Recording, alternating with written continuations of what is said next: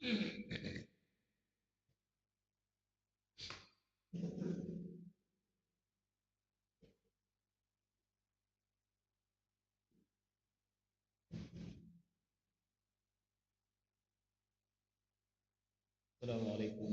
warahmatullahi wabarakatuh. Alhamdulillah hamdan katsiran tayyiban mubarakan fi kama yuhibbu rabbuna wa yarda. Asyhadu an la ilaha illallah wahdahu la syarika lah wa asyhadu anna Muhammadan abduhu wa rasuluh. Sallallahu alaihi wa ala alihi wa ashabihi wa man sara ala nahjihi wa tamassaka bi sunnatihi ila yaumiddin wa sallama tasliman katsira, amma ba'du. Alhamdulillah, kita bersyukur kepada Allah Subhanahu wa taala. Pada siang hari ini Allah Subhanahu wa taala masih melimpahkan berbagai macam nikmatnya kepada kita, sehingga dengan nikmat-nikmat tersebut kita bisa berkumpul di tempat ini dalam rangka melaksanakan salah satu kewajiban kita sebagai seorang muslim dan muslimah, yakni kewajiban mempelajari agama Allah Subhanahu wa taala. Salawat dan salam semoga Allah limpahkan kepada Nabi kita yang mulia Muhammad sallallahu alaihi wasallam. Pada pertemuan yang lalu kita telah membahas dan menyelesaikan pendidikan karakter untuk anak usia 0 sampai 7 tahun. Dan pada pertemuan kali ini kita melanjutkan pendidikan anak usia 7 sampai 10 tahun.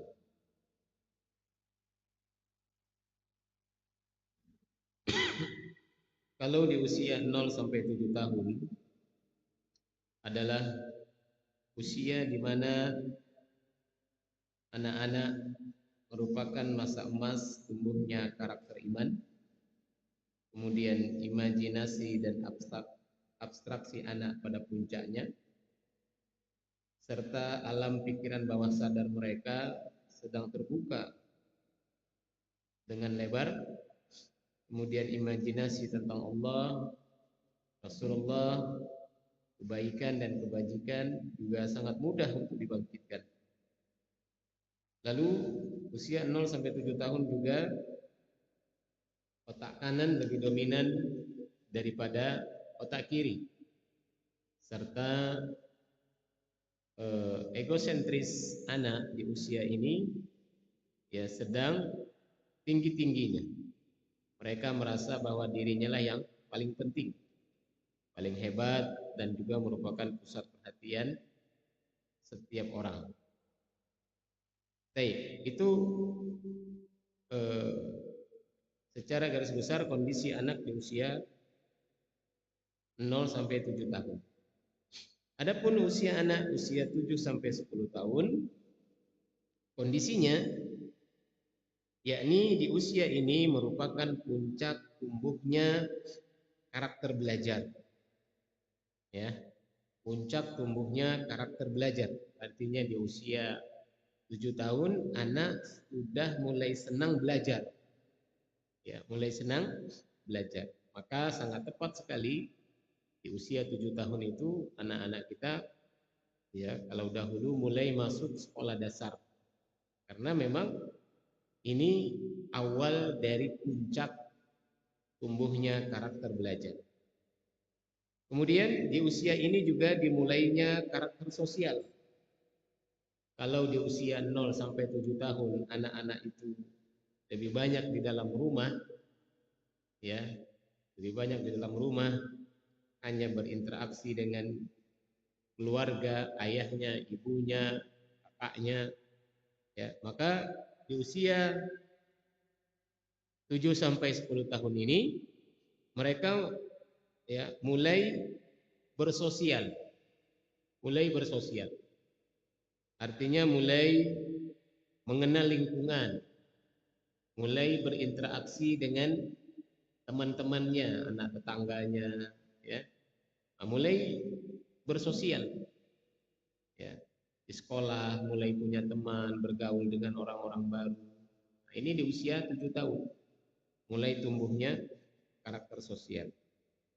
Ya, oleh sebab itu di usia ini jangan sampai terlewatkan untuk memanfaatkan, ya, usia ini dengan kegiatan-kegiatan yang menyenangkan.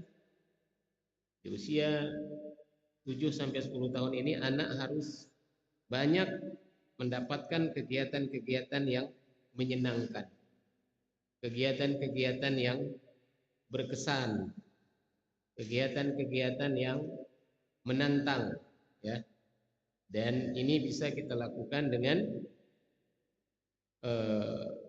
berinteraksi dengan alam, ya, berinteraksi dengan alam dan lingkungan kehidupan. Kemudian di usia 7 sampai 10 tahun ini anak mulai diajarkan dan diperintahkan untuk sholat. Diperintahkan untuk sholat. Kalau di bawah 7 tahun sifatnya kita mengajak, ya, mengajak. Ayo nak ke masjid yuk, diajak ke masjid, ya. Nah, walaupun di sampai masjid dia belum tentu sholat. Bisa jadi di masjid dia main, ya, bercanda dengan temannya, ya. Nah, tapi di usia 7 tahun ini dia tidak hanya diajak, tapi juga diajarkan, dibimbing. Kalau kemarin sebelum 7 tahun dia main, dia bercanda di masjid, kita biarkan, maksudnya tidak kita ajak dia ke saf sholat, maka di usia 7 tahun ini usahakan untuk diajak dia berdiri di sebelah kita, ya, berdiri di sebelah kita, sehingga dia mengikuti gerakan sholat, ya, mengikuti gerakan sholat. Imam ruku, dia ruku, imam sujud, dia sujud, imam itidal, dia itidal, imam salam, dia salam. Ya. Jadi usia ini usia pembelajaran untuk sholat. Dan ini di dalam agama kita dilakukan selama 3 tahun. 3 tahun, ya. 8, 9, 10. Dari 7 sampai 10 tahun, 3 tahun kurang lebih. Diajak ke masjid, diajarkan sholat. Kalau dia masih bermain, masih bercanda, masih ngobrol ketika sholat, nah, kita perbaiki, kita nasihati. Kalau lagi sholat tidak boleh ngobrol, tidak boleh tertawa, ya, harus diem. Walaupun mungkin di usia itu bacaan sholatnya belum sempurna, belum hafal secara keseluruhan. Ya, nah ini selama 3 tahun ini, usia 7 sampai 10 tahun, inilah masanya anak-anak kita diajari gerakan dan juga bacaan sholat. Dan ini hendaknya orang tua jangan sampai lalai. Ya, jangan sampai orang tua membiarkan anaknya hingga usia 10 tahun tidak ngerti bacaan sholat, tidak hafal bacaan sholat. Jangan sampai. Karena nanti setelah dia balik, kalau sholatnya tidak benar, sholatnya salah, bacaannya tidak hafal, ya, tidak hafal di Al-Fatihah misalkan, maka tidak sah sholatnya. Dan kalau tidak sah sholatnya berarti dia berdosa. Nah, ini menjadi kewajiban orang tua, ya. Jadi kewajiban kita bagi orang tua, 3 tahun ini manfaatkan anak-anak kita untuk mempelajari dengan sholat dengan benar, menghafalkan bacaannya dan juga gerakannya.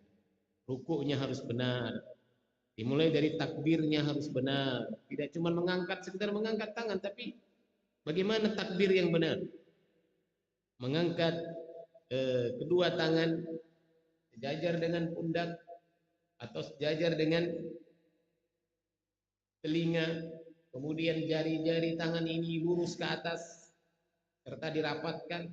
Ini takbir yang benar, takbiratul ihram yang benar. Allah, seperti ini.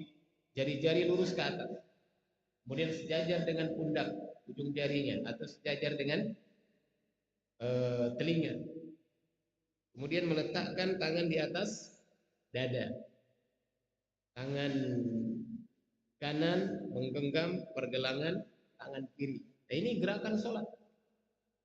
Orang tua harus mengajarkan anaknya. Walaupun di sekolah mungkin dia diajari, tapi di sekolah itu muridnya banyak, gurunya satu. Ya, muridnya banyak, gurunya satu, jamnya terbatas. Maka bisa jadi anak kita terlewatkan untuk memahami gerakan sholat yang benar. Maka di sini peranan orang tua berperan. Ya, di rumah ajarkan. Begini nak, cara takbir yang benar begini. Jarinya perhatikan, jarinya ke atas lurus. Kemudian ujung jari sejajar dengan pundak atau telinga. Sambil mengucapkan Allahu Akbar. Allah, begitu mengucapkan Allah, tangan diangkat. Lalu meletakkan tangan di dada. Yang kanan, tangan kanan menggenggam pergelangan yang kiri. Diajarkan nih takbirnya. Kemudian setelah itu membaca iftitah, membaca Al-Fatihah, membaca surah, kemudian ruku. Perhatikan juga rukunya, bagaimana dia menggenggam lututnya, posisi tangan, posisi punggung. Perhatikan. Ya, diajari oleh kita. Kemudian i'tidal, diajari juga. Sujud, terus semua gerakan sholat kita ajarkan. Ya. Nah, berarti agar kita bisa mengajarkan tata cara sholat yang benar kepada anak kita, berarti terlebih dahulu kita harus belajar. Kitanya harus belajar lebih dahulu. Karena mustahil kita bisa mengajarkan tata cara sholat yang benar kepada anak-anak kita kalau tata cara sholat kita masih belum benar, masih berantakan. Ya, jadi sebelum kita mengajarkan, kita harus belajar dulu. Lihat banyak video-video ya di media sosial yang memberikan contoh bagaimana praktek sholat yang benar, dari mulai takbiratul ihram sampai salam. Kita pelajari. Setelah itu kita ajarkan kepada anak kita. Baik. Kemudian di usia ini, usia 7 sampai 10 tahun, sifat egosentris anak mulai mereda. Mulai menurun. Yang tadinya egonya tinggi sekali. Ya, kalau makanannya diambil, nangis. Kalau makanannya berbagi dengan kakaknya, dengan temannya, dia nangis, gak mau. Gak boleh makanannya dibagi. Kalau mainannya dipinjam, dia nangis. Ini egonya masih gede ketika usia di bawah 7 tahun. Nah, setelah 7 tahun ini usia egosentrisnya sudah mulai mereda. Sudah mulai menurun. Ya, sebaliknya dia sudah mulai memiliki sikap sosiosentris. Ya. Atau sudah mulai mau berbagi. Tidak lagi hanya mementingkan dirinya sendiri. Dia sudah mulai peduli dengan orang lain. Ya, dan di sini orang tua ajarkan ketika anak kita punya makanan, kemudian temannya tidak punya makanan, kita katakan, nah, bagi temannya, ya, berbagi temannya. Kalau anak kita punya mainan, temannya, tetangganya tidak punya mainan, kita katakan, nah, pinjemin temannya mainan, pinjemin sepeda ke temannya. Ya. Nah, ini bagian dari pendidikan. Bagian dari pendidikan. Ya. Nah, kita kan biasanya kalau usia 7 tahun itu senang naik sepeda. Ya, senang main sepeda. Selain senang main HP, ya senang main sepeda juga. Nah, terkadang mungkin temannya nggak punya sepeda.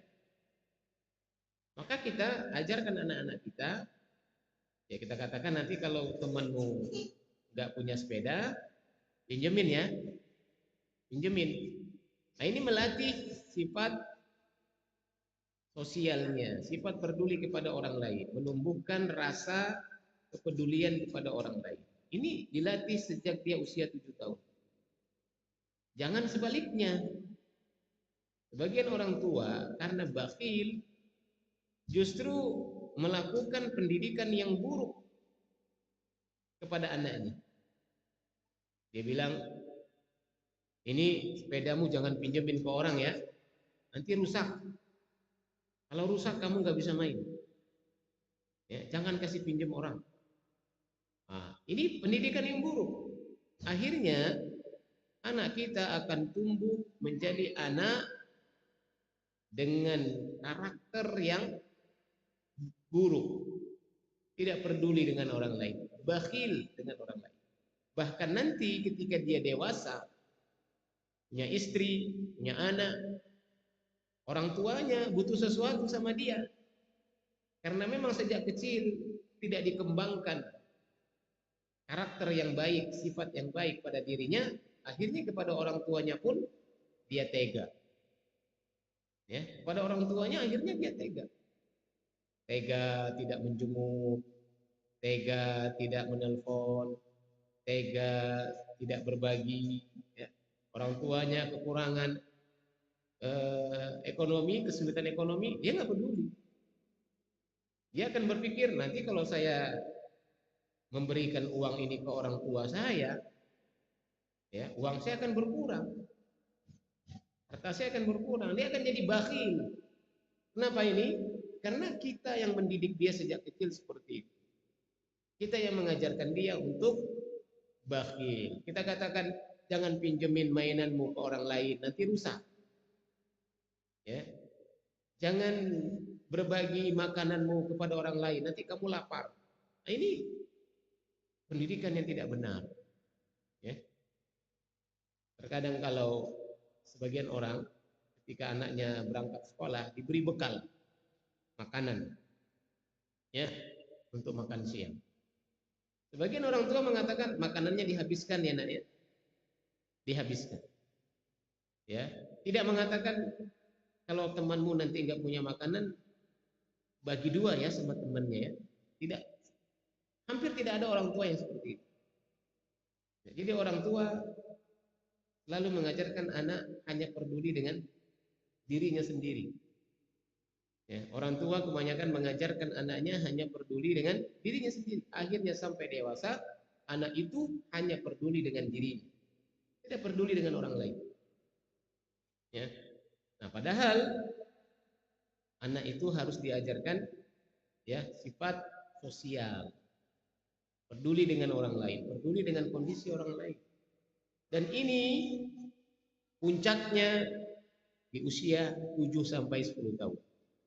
Jika kita orang tua berhasil mendidik anak-anak kita, menumbuhkan karakter sosialnya, tatkala dia berusia 7 sampai 10 tahun, kita ajarkan untuk dia sering berbagi, sering mengunjungi temannya yang sakit, ya, apalagi sering membantu orang tua, membantu keluarga, membantu teman, ya, diajarkan bersosial, peduli dengan orang lain, maka dia akan tumbuh menjadi anak yang peduli dengan orang lain.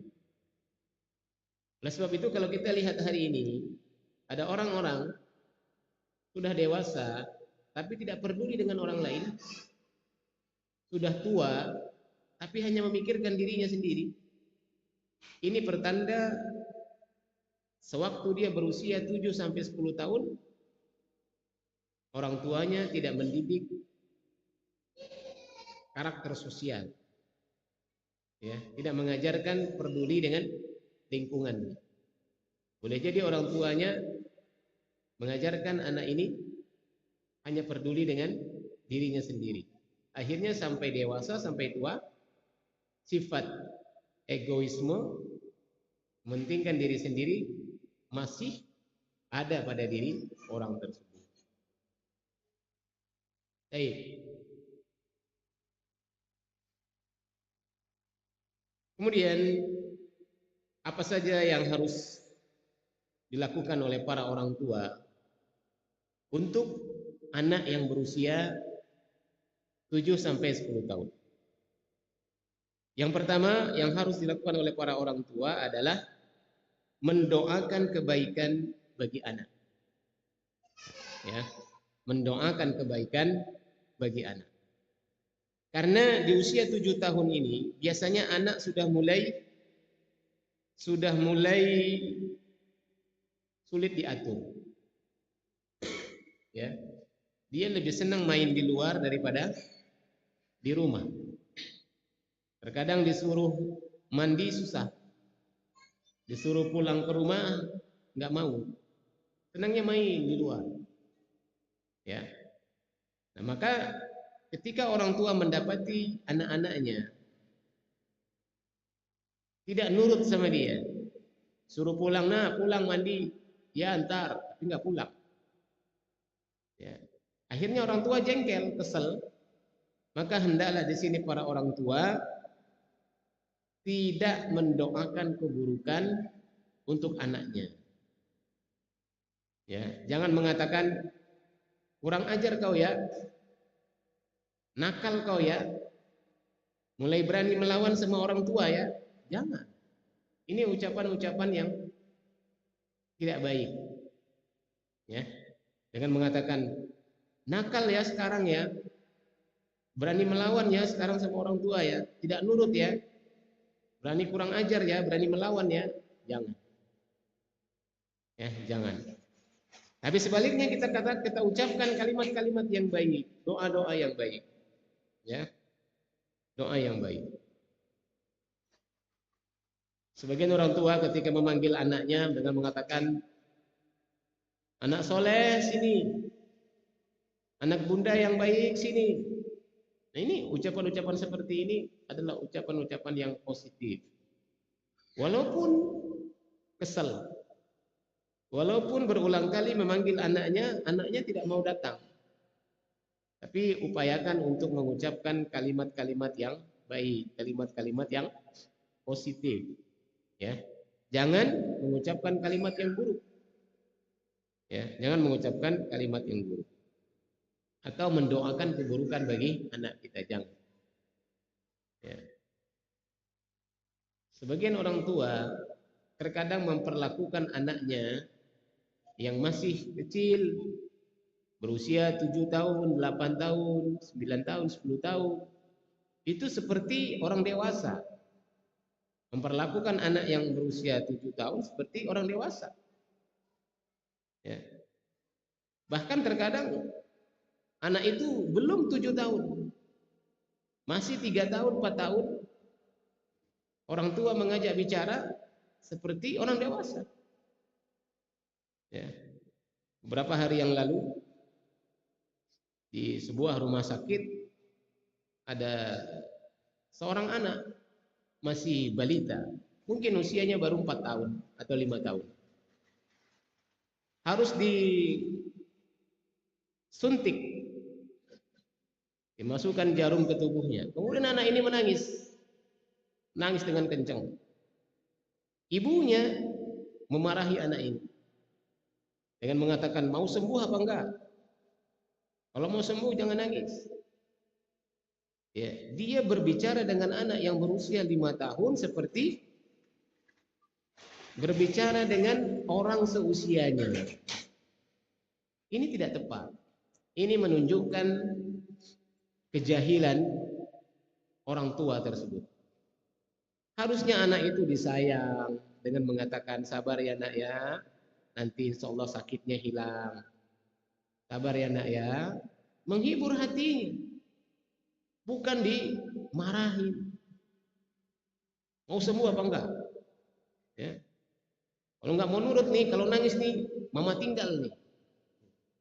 Ini anak sudah sakit karena tusukan jarum ke tubuhnya.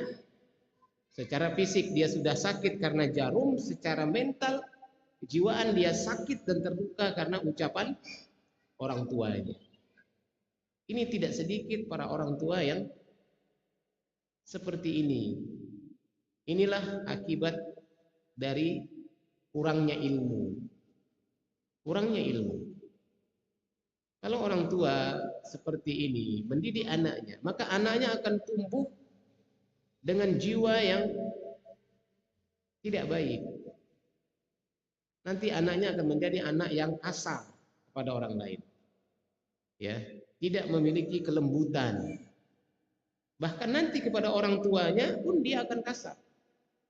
Ketika nanti orang tuanya ini sudah tua, sakit-sakitan, disuruh makan susah, maka tidak sedikit anak-anak juga tidak sabar menghadapi orang tuanya. Ketika nanti orang tuanya sudah tua, sakit-sakitan, makan tidak mau, apa kata si anak? Mama mau sembuh apa enggak? Kalau mau sembuh makan ini. Nah, ini balasan dari anak. Karena dulu waktu dia kecil, orang tuanya kasar kepada dia. Ya. Ketika anak ini kecil, orang tuanya kasar kepada dia. Maka ketika orang tua ini tua, berusia lanjut, dia mendapatkan ganjaran, mendapatkan balasan dari anaknya berupa perlakuan yang kasar. Ya. Nah, oleh sebab itu, yang pertama kali yang harus dilakukan oleh para orang tua adalah mendoakan anak. Mendoakan. Baik mendoakan secara khusus, ya, artinya mendoakan secara khusus dengan mengatakan, ya Allah, jadikanlah anak saya anak yang soleh dan solehah. Berdoa secara khusus minta kepada Allah. Atau berdoa dengan ucapan-ucapan yang kita sampaikan kepada anak-anak kita dengan mengatakan, anak bunda yang soleh, anak mama yang soleh. Sini nak. Ini juga bagian dari doa. Ya, ini juga bagian dari doa. Dengan kita mengatakan anak bunda yang soleh, yang soleha, berarti kita berharap anak kita ini menjadi anak yang soleh dan soleh. Anak mama yang baik, anak mama yang tampan, yang cantik, ya. Ini bagian dari doa karena kita berharap anak kita menjadi seperti yang kita ucapkan. Ya. Dan apa yang diucapkan oleh para orang tua ini mustajab. Ya. Apa yang disampaikan oleh para orang tua, apa yang didoakan oleh orang tua untuk anaknya ini, insya Allah mustajab. Sebagaimana Nabi Sallallahu Alaihi Wasallam mengatakan,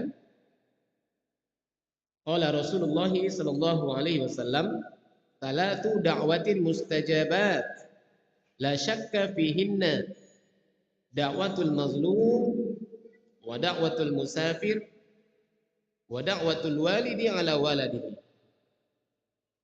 Rasulullah Sallallahu Alaihi Wasallam bersabda, 3 doa yang mustajab dan tidak ada keraguan di dalamnya, yaitu doa orang yang terzolimi, doa orang yang dalam perjalanan ketika safar, dan doa orang tua kepada anaknya.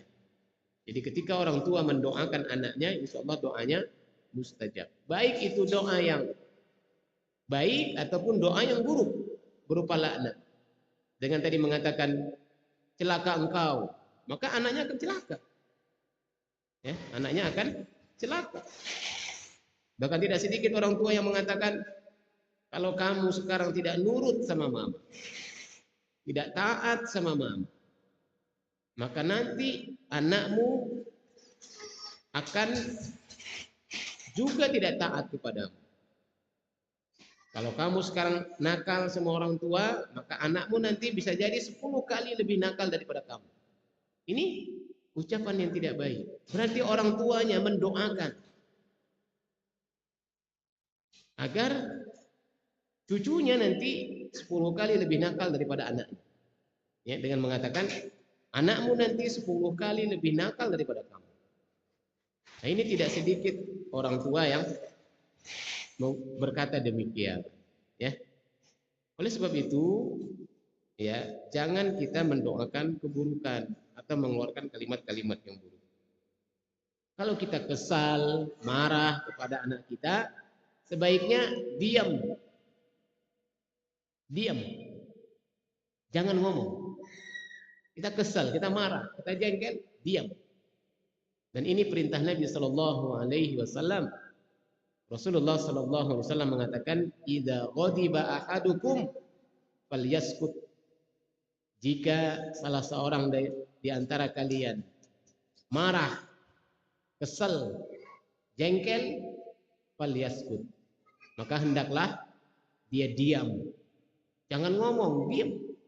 Kenapa?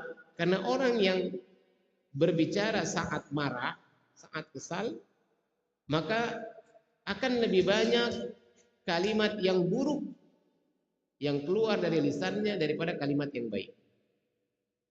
Ya, orang yang sedang marah cenderung mengucapkan kalimat-kalimat yang tidak baik demi melampiaskan emosionalnya, ya, melampiaskan kekesalannya. Oleh sebab itu para orang tua jika mendapati anak-anak yang melakukan hal-hal yang tidak sepatutnya, ya, kalau memang kita tidak bisa menasihati dengan cara yang baik, sebaiknya kita diam dulu sampai kemarahan kita mereda, kekesalan kita menghilang, baru kita berbicara. Baik, yang berikutnya yang harus dilakukan oleh orang tua atau para guru terhadap anak-anak usia 7 sampai 10 tahun, mengajarkan dan memerintahkan sholat. Nah, ini tadi sudah kita bahas di awal, ya. Mengajarkan dan memerintahkan sholat. Bagaimana Nabi Shallallahu Alaihi Wasallam mengatakan, "Allimu as-sabiyya, allimu as-sabiyya salata ibna sab'i sinin, wadribuhu 'alaiha ibna 10." Ajarilah sholat pada anak-anak yang berusia 7 tahun dan pukullah jika tidak sholat pada umur 10 tahun. Hadis riwayat At-Tirmidzi. Dalam hadis yang lain, Nabi sallallahu alaihi wasallam mengatakan, "Muru auladakum bis-shalah wa hum abna'u sab'i sinin, wadribuhum 'alaiha wa hum abna'u 10, wa farriqu bainahum fil madaji'." Perintahkan anakmu salat pada saat berusia 7 tahun dan pukullah jika tidak mau salat pada saat berusia 10 tahun dan pisahkan tempat tidurnya di antara mereka. Baik. Nah, jadi di usia 7 tahun ini anak diajarkan salat. Dan anak akan senang mempelajari salat. Mempelajari salat, melaksanakan salat di usia ini akan senang mereka. Jika karakter iman telah tumbuh, ya, jika karakter iman telah tumbuh pada diri mereka, mereka sudah tahu siapa yang menciptakan diri mereka, siapa yang memberi rizki, siapa yang menciptakan alam semesta, ya, siapa yang menciptakan langit, bulan, bintang, matahari. Jika mereka sudah tumbuh karakter iman, maka ketika diperintahkan sholat, mereka akan senang melakukannya. Ya, tidak sedikit anak-anak itu bertanya, kenapa sih Ma kita harus sholat? Kenapa sih kita harus sholat? Ya, mereka bertanya. Nah, kalau karakter iman sudah tumbuh, kemudian kita katakan, nah, kita harus sholat 5 kali dalam sehari semalam. Karena Allah yang perintahkan. Karena Allah yang perintahkan. Ya, apalagi ditambah dengan kisah turunnya perintah sholat, yakni kisah Isra Mi'raj. Sudah ceritakan. Nah, tahukah adik, tahu nggak bagaimana Nabi Sallallahu Alaihi Wasallam mendapatkan perintah sholat ini sehingga sampai hari ini kita harus sholat? Diceritakan Nabi Sallallahu Alaihi Wasallam di satu malam dibawa oleh malaikat Jibril dari Mekah ke Palestina, kemudian dari Palestina naik ke langit pertama, kedua, ketiga, keempat, kelima, keenam, ketujuh, sampai ke Sidratul Muntaha. Kemudian mendapatkan perintah sholat dari Allah secara langsung. Kemudian turun lagi ke bumi. Nah, ketika anak-anak itu paham, ya, dan iman telah tumbuh, oh begitu ya Maya. Berarti Nabi Muhammad dahulu naik ke langit, bertemu dengan Allah yang menciptakan kita. Kemudian Allah perintahkan Nabi Muhammad untuk menyuruh umatnya melaksanakan sholat 5 waktu. Nah, kalau anak-anak ini dia paham, maka dia akan mudah diperintahkan sholat. Ya, kalau karakter iman telah tumbuh pada dirinya, dia akan mudah diperintahkan untuk sholat. Bahkan ketika tidak diperintah pun, begitu azan berkumandang dia tahu sekarang waktunya sholat. Ya, sekarang waktunya sholat. Dan yang memerintahkan sholat Allah. Maka walaupun ayah ibunya tidak memerintahkan dia sholat, insyaallah ta'ala dia akan berwudu, kemudian dia berangkat ke masjid. Dia akan berwudu, kemudian dia sholat di rumah kalau wanita. Ya, ini jika karakter iman telah tumbuh, ya, telah kita tumbuhkan sejak dia berusia 0 sampai 7 tahun. Ya.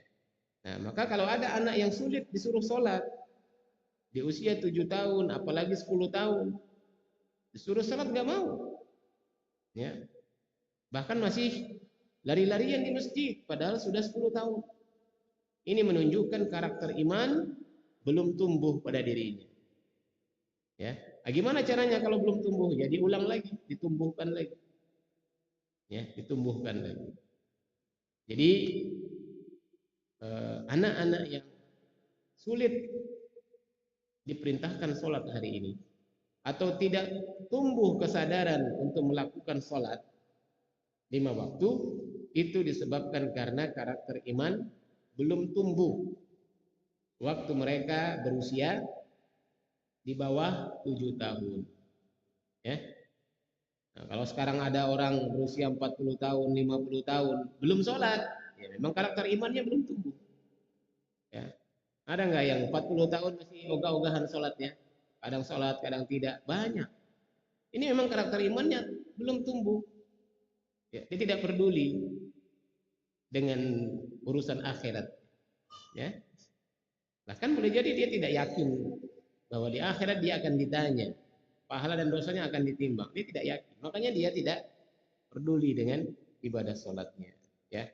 Nah, jadi ibadah sholat itu bukan karena kebiasaan, bukan ya.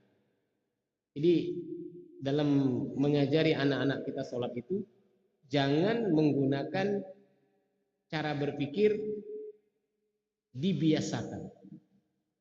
Anakmu harus dibiasakan sholat, anakmu harus dibiasakan puasa. Nah, ini kurang tepat. Jadi pola pendidikan dalam agama kita bukan pembiasaan, tapi pendidikan atau ibadah yang diajarkan oleh agama kita adalah bersumber dari keimanan. Orang itu sholat karena dia telah tumbuh keimanan pada dirinya. Orang itu puasa karena telah tumbuh keimanan pada dirinya. Bukan karena kebiasaan. Ya, bukan karena kebiasaan. Kalau hanya karena kebiasaan, sudah terbiasa sholat, terbiasa puasa, maka nanti di momen-momen tertentu dia akan berani meninggalkan sholat, berani meninggalkan puasa. Kenapa? Buat dia puasa itu, sholat itu hanya karena kebiasaan, bukan karena kewajiban. Dia tidak tahu resikonya kalau dia meninggalkan sholat atau meninggalkan puasa. Ya. Tapi kalau didasari karena iman, dia tidak akan berani meninggalkan sholat. Setelah dia meninggalkan sholat, dia takut benar akan dihukum oleh Allah. Setelah dia meninggalkan puasa, dia takut benar akan dihukum oleh Allah. Ini kalau bersumber dari keimanan. Sebaliknya, kalau hanya karena kebiasaan, 4 tahun atau 6 tahun di pesantren, nggak mau sholat, digebuk. Ya, 6 tahun di pondok, nggak mau sholat, dihukum, digebuk. Ya, berarti dibiasakan sholat selama 6 tahun. Sudah 6 tahun dibiasakan sholat. Pertanyaannya, adakah di antara anak-anak kita atau keluarga kita sudah 6 tahun di pondok tapi masih sulit sholat? Masih ada atau tidak? Banyak. 6 tahun di pondok tapi subuh masih kesiangan. Banyak atau tidak? Banyak. Ya, kenapa? Karena dia menganggap sholat itu kebiasaan yang dikerjakan sewaktu dia mondok, sewaktu dia jadi santri. Maka begitu dia tidak mondok lagi, kebiasaan itu sudah berubah. Sekarang kebiasaan dia begadang tengah malam. Kebiasaan dia main game.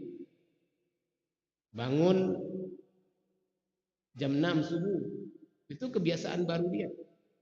Ya, jadi kalau karena kebiasaan itu bisa berubah dengan kebiasaan yang baru. Tapi kalau karena keimanan, ya, dalam kondisi apapun, dimanapun dia berada, dia tetap akan beribadah, tetap akan sholat. Oleh sebab itu dalam mendidik beribadah kepada anak-anak kita, ini sumbernya adalah keimanan, bukan pembiasaan. Baik. Kemudian yang berikutnya,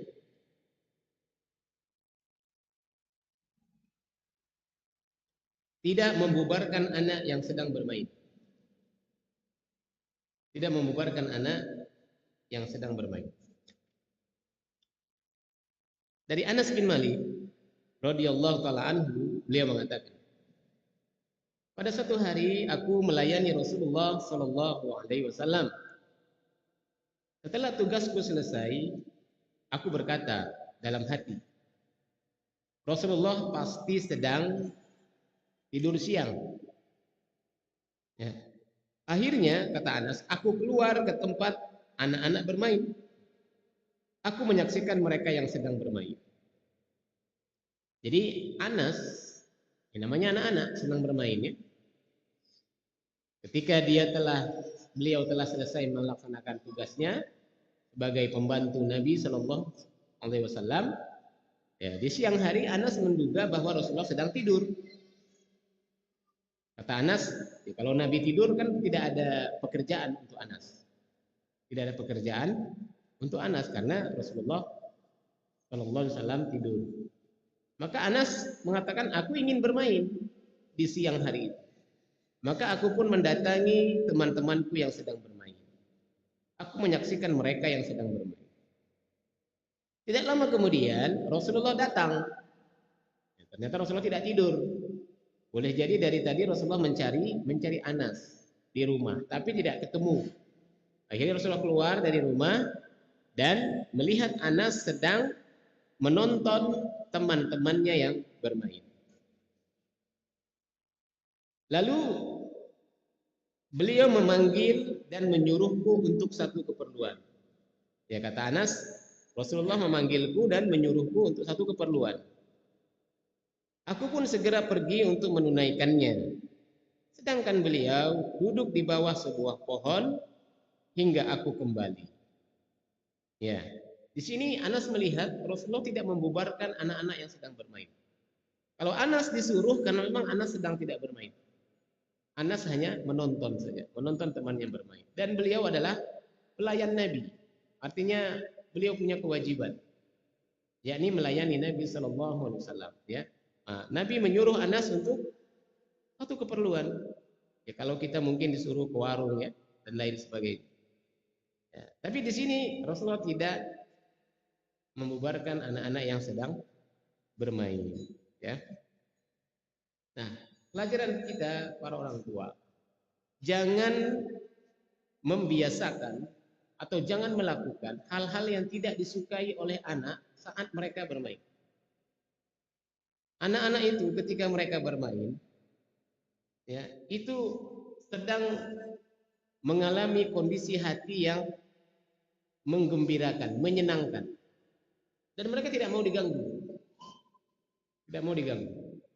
Ya, nah, maka di sini orang tua harus paham, anaknya sedang asik bermain, jangan diganggu, jangan dihentikan, jangan dipanggil. Misal, sebagian orang tua ketika anaknya sedang bermain itu ada saja hal-hal yang dilakukan yang membuat anak itu tidak nyaman, tidak senang. Anaknya lagi main di depannya, panggil, "Dek, pulang dulu, mandi." Suruh mandi, padahal tadi anaknya sedang main. "Nek, pulang dulu, makan." "Dek, pulang dulu, belajar." Ini orang tua yang tidak bijak. Maka yang terjadi adalah anaknya akan memperlihatkan sikap protes. Kenapa saya lagi main kok disuruh pulang? Kenapa saya lagi main kok dilarang, diganggu? Akhirnya anak akan menduga orang tuanya tidak sayang dan tidak pengertian dengan dirinya. Tapi anak saya belum mandi, Ustaz. Saya kan malu kalau dia main, sementara teman-temannya sudah bersih, sudah rapi, sudah wangi, dia masih bau iler karena bangun tidur langsung main. Ya ini kesalahan kita para orang tua. Ya, kita sebagai orang tua kan ngerti. Kira-kira jam berapa teman-temannya akan datang ngajak dia bermain. Maka setengah jam sebelum itu bangunkan anak-anak kita suruh mandi. Nah, mandi dulu. Habis mandi sarapan. Nanti temanmu main, temanmu datang, kamu boleh main. Ya. Nah, kalau ini sudah kita persiapkan, dia mandi dulu, dia makan dulu, kemudian temannya datang ngajak main, dia bebas bermain. Ya. Atau dia harus belajar mengerjakan PR. Kita tahu ba'da asar biasanya temannya ngajak main. Maka sebelum asar kita bimbing anak-anak kita untuk mengerjakan tugasnya atau mengerjakan PR-nya. Ya, kerjakan PR dulu, nanti pada asar teman mau main, kamu boleh main. Begitu. Jangan sampai baru saja main sudah dipanggil. Mau kemana? Mau kemana? PR belum dikerjain tuh. Ya, ini orang tua mayoritas kita katakan seperti itu. Temannya datang, main yuk, main yuk. Anak kita mau keluar nih, kita bilang, mau kemana? Mau kemana? Mandi dulu, mandi dulu. Dari tadi anaknya tidak disuruh mandi. Dari tadi anaknya tidak disuruh mandi. Dia pun sibuk main HP. Anaknya belum mandi, dibiarkan saja. Begitu temannya datang, baru anaknya disuruh mandi. Ini orang tua yang tidak bijak. Orang tua yang selalu membuat kesel anaknya. Akhirnya anaknya itu kesel terus sama orang tuanya. Jengkel terus sama orang tuanya. Kenapa? Karena orang tuanya tidak mengerti apa yang diinginkan oleh anaknya. Akhirnya anak tersiksa punya orang tua kayak kita. Ya. Kalau boleh protes dia akan protes. Kalau saya boleh milih orang tua yang lain, saya milih orang tua yang lain ya, jangan orang tua yang ini. Karena orang tua yang ini saya terkekang, tersiksa punya orang tua yang seperti ini. Mau main ini nggak boleh, main ini dipanggil. Ya, nah jangan sampai kita jadi orang tua yang seperti itu. Ya, termasuk ketika kita akan menghentikan anak bermain karena memang waktunya katakanlah sudah tidak tepat untuk bermain. Ya, misalkan anak kita bermain, kalau laki-laki mungkin main futsal atau main bola atau main sepeda. Yang perempuan pun demikian misalkan ya, dia main sama teman-temannya di luar. Misalkan 5:30 kita ingin anak kita sudah pulang. 5:30 sore dia harus sudah pulang, mandi, kemudian siap-siap ke masjid. Ya. Nah maka ketika kita akan menghentikan mereka bermain karena memang waktu telah sore, ini pun hendaknya dengan bijak. Dengan bijak. Ya. Jangan mengatakan, udah 5:30 pulang. Langsung diberhentikan ketika itu juga. Ini akan membuat hati anak tidak nyaman. Bagaimana yang terbaik? Kita katakan, misalkan 5:30 dia harus sudah pulang. Maka 15 menit sebelum itu ingatkan anak-anak kita. Dia bilang, "Dek, 15 menit lagi selesai ya. Sudah hampir 5:30. Jadi dia tahu nih, waktu bermain dia tinggal 15 menit lagi. Dia akan mempersiapkan mentalnya untuk berhenti bermain. Kemudian ketika waktu itu tinggal 10 menit lagi, kita ingatkan lagi, "Dek, 10 menit lagi ya." Ketika tinggal 5 menit lagi, kita katakan, "Dek, 5 menit lagi ya." Maka anak akan nyaman bila diperlakukan seperti itu. Ya, dia diberitahu waktu bermain dia akan habis. Daripada dia sedang asik bermain, kita katakan udah 5:30 pulang, ya, udah 5:30 udah selesai mainnya, besok lagi. Ini anak-anak tidak akan nyaman. Ya. Tapi kalau kita tadi menggunakan cara yang pertama, toh hasilnya sama, dia tetap pulang 5:30. Ya. Tapi cara yang pertama ini membuat hati anak-anak kita nyaman, ya, nyaman. Begitu. Jadi jangan jadi orang tua yang pokoknya harus begini. Jangan. Kita juga harus memperhatikan kondisi kejiwaan mereka. Mereka senang atau tidak diperlakukan seperti ini? Mereka nyaman atau tidak? Gitu kan? Nah, baik. Berikutnya, menjaga anak untuk tidak bermain dengan permainan yang dilarang. Ya. Terkadang di antara permainan anak-anak itu ada yang tidak baik. Ada yang tidak baik. Ya. Contohnya misalkan bermain dadu. Bermain dadu. Bermain remi. Sarana-sarana yang bisa mengantarkan dia kepada perjudian. Ya, mengantarkan dia kepada perjudian. Maka ini hendaknya kita larang dengan cara yang bijak, ya. Terutama bermain dadu. Nabi SAW pernah mengatakan, "Man la'iba bin nardi faqad asallaha wa rasulahu." Barang siapa bermain dengan dadu, dadu itu tahu ya, dia telah bermaksiat kepada Allah dan Rasulnya. Ya, bermain dadu. Atau permainan apapun yang biasa dilakukan oleh orang-orang dewasa untuk berjudi. Jadi kalau kita tahu ada beberapa sarana permainan yang itu bisa dijadikan sebagai sarana judi, hendaklah anak-anak kita jangan bermain. Ya, bermain kartu remi, ya. Walaupun dia hanya bermain saja tidak pakai uang, maka cegah anak-anak kita untuk melakukan hal itu. Ya. Nah, diperhatikan juga di area sekolahnya. Kalau anak-anak kita sekolah, biasanya di sekolah itu ada pedagang, ya, pedagang yang mencari uang dengan tadi melalui permainan, ya, permainan saya lupa namanya itu, tapi permainan yang memang itu bisa mengantarkan anak-anak kita berjudi, ya, berjudi. Nah ini diingatkan anak-anak ketika mereka akan berangkat ke sekolah, nah jangan main ini ya. Itu kemarin mama lihat di sekolahmu ada yang ini dan itu, nah, kamu jangan pernah, karena itu melatih kita untuk berjudi. Sementara berjudi itu Allah haramkan. Sampaikan kepada anak-anak kita. Ya.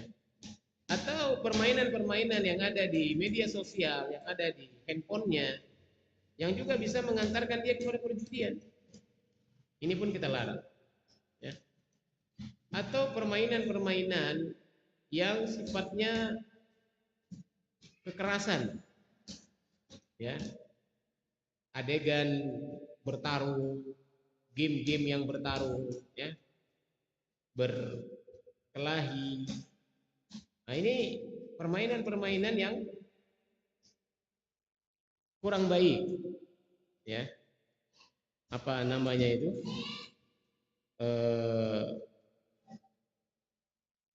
orang-orang yang atlet-atlet yang badannya besar kemudian bertarung dalam sebuah ring, smackdown, ya, bermain smackdown. Nah, ini khawatir kita kalau dia bermain ini nanti dia ketemu dengan temannya dibanting temannya. Dia bertengkar dengan adiknya, dibanting adiknya. Nah, ini permainan-permainan yang tidak positif, permainan-permainan yang tidak mendidik, bahkan cenderung membahayakan. Ya, cenderung membahayakan. Beberapa kali kita dengar ada kasus, ya, anak-anak yang cedera bahkan meninggal dunia karena karena korban dari permainan-permainan seperti ini, ya. Nah, ini hendaknya kita jaga, ya, kita perhatikan. Baik, mungkin ini yang dapat Anda sampaikan pada sore hari ini. Mudah-mudahan yang sedikit ini bermanfaat. Jika ada yang benar, datangnya dari Allah Subhanahu wa taala. Jika ada yang salah dari saya, semoga Allah taala mengampuni dan memberikan hidayah. Jika ada pertanyaan, saya persilahkan.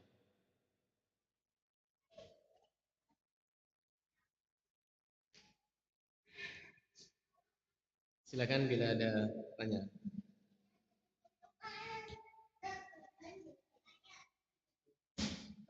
Ya.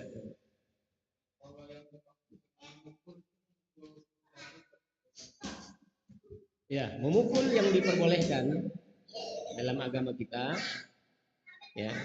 Nabi SAW, wadribuhu, pukullah anak-anak kalian, ya, bila tidak mau sholat ketika mereka berusia 10 tahun. Cara memukulnya seperti apa? Ya, para sahabat mencontohkan. Hari itu para sahabat memukul anak-anak mereka bila tidak mau sholat dengan menggunakan siwak. Ya, menggunakan siwak. Siwak itu kayu yang digunakan untuk membersihkan gigi. Panjangnya biasanya tidak lebih dari 1 jengkal. Ya, kalau kita mungkin memukul dengan pena, ya, dengan pulpen. Gitu. Kemudian bagian yang dipukul pun bukan wajah, ya, bisa dengan memukul bahu, ya, atau pantat. Dan pukulan itu tidak menimbulkan bekas, berarti pelan, tidak kencang, bukan ditusuk, ya, tapi dipukul, ya, tidak menimbulkan bekas, ya. Pertanyaannya, apakah pukulan seperti ini memberikan efek?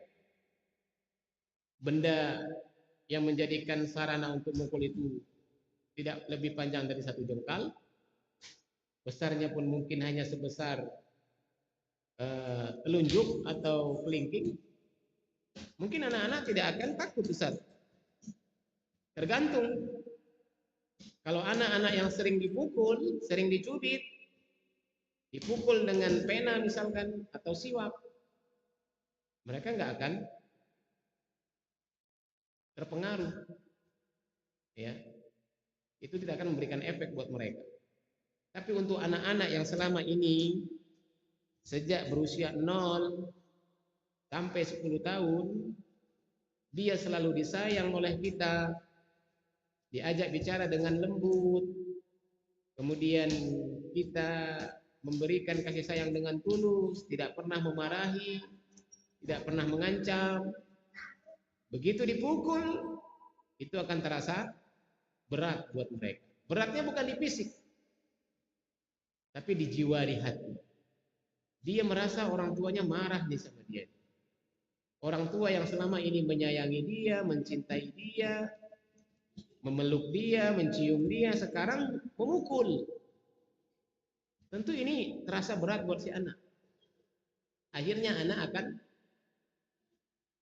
berubah. Artinya yang tadinya dia tidak mau sholat, tidak mau puasa, dia akan berusaha untuk sholat dan puasa. Ya. Nah, ini efek dari memukul. Ya, untuk anak-anak yang sejak kecil sudah dimarahi, dicubit, dibentak, ya, seperti yang anak ceritakan tadi. Anaknya mungkin baru berusia 4 atau 5 tahun. Sedang sakit, dibawa ke rumah sakit, kemudian disuntik, dia menangis, diambil darahnya. Ya, mohon maaf, sedang diambil darahnya. Mungkin mengambil darah kan waktunya lebih lama daripada sekedar disuntik. Sedang diambil darahnya. Nah, ini anak itu menangis. Orang tuanya bukan menyayangi, justru memarahinya, mengancamnya. Ya. Nah, untuk anak yang seperti ini, waktu berusia 4 tahun, sejak dia berusia 4 tahun saja atau 5 tahun, sudah dikasari oleh orang tuanya. Terbiasa mendapat perilaku yang kasar. Ketika 10 tahun dia dipukul dengan pena, dia nggak akan peduli. Tidak akan berbekas. pada dirinya. Dia tidak akan takut bila dipukul lagi. Ya, kenapa? Karena sudah terbiasa dikasari. Tapi khusus untuk anak-anak yang memang selama ini selalu mendapatkan kelembutan dan kasih sayang, tidak pernah dimarahi, dibentak, diancam, begitu orang tuanya memukul sedikit dengan pena atau dengan siwak, itu si anak akan menjadi beban buat dia, sehingga dia akan minta maaf kepada orang tuanya dan berusaha untuk tidak mengulangi kesalahan yang dilakukan. Ya, ini yang bisa Anda jawab. Allahu taala. Cukup? Ibu-ibu ada pertanyaan?